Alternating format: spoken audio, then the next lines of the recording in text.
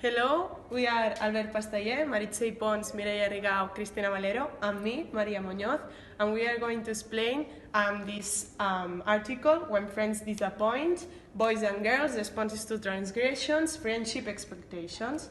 In the text we have two authors, Julie Packett and Stephen Asher. We know of them that they are both professors, one of the Department of Linguistics and Operations and the other one of Psychology and Neuroscience. And the text, is in two universities, it's created in two universities, Boston and Duke, and the text was of 2012. The justification of the text, we make an assembly and we choose that this term as us as teachers is very important because different boys and girls in one conflict, and we know which kind of responses they have. Regarding the conceptual framework, we have friendship expectations, violation of the expectation, reaction of this violation that can be anger, sadness, and aggressiveness, and then the text presents us a gender paradox. The question of research or problem is how the children react to friendship transgressions and if boys and girls react differently. This research has three objectives. The first one is to study the differences of negative responses between genders in a discussion. The second one is to compare these reactions always with the different genders, girls and boys. And the third one is to give two measures to find a solution in these responses. Findings.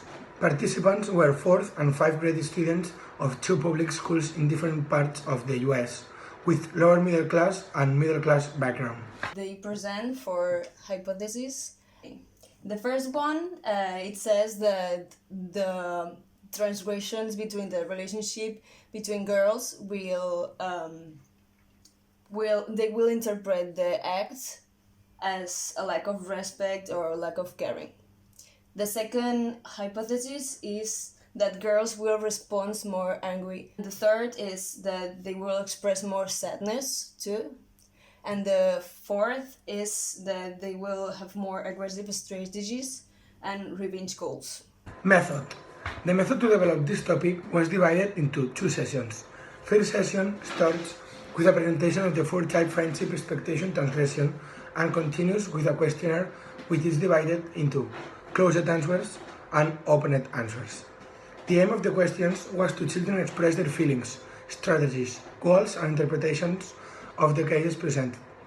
The second session treated by more questions to children reflect about the transgressions in each category. Let's move on to the discussion part of this article. The first part, we can see that girls are more bothered as, for example, the transgression has passed 1 week ago and they think about that transgression, and for contrast, boys don't do that.